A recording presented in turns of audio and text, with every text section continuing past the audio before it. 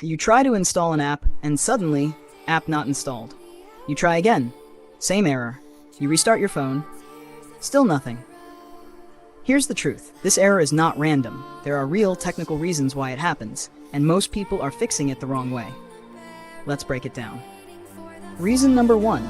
Signature conflict. Every Android app has a digital signature. Think of it like the developer's fingerprint. If you already have a version of that app installed, and you try to install another version with a different signature, Android blocks it. Even if the app name looks the same, even if the icon looks the same. If the signatures don't match, installation fails. Reason number 2. Same package name. Inside every app is something called a package name. It's the app's internal identity. Two apps might look completely different, but if they share the same package name, Android sees them as the same app.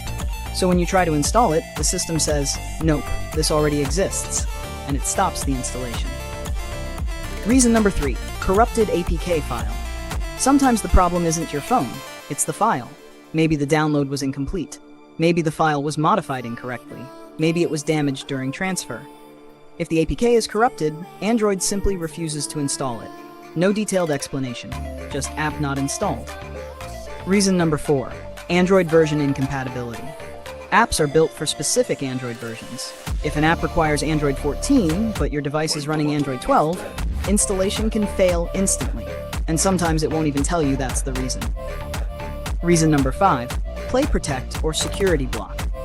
Android has built-in security systems like Play Protect.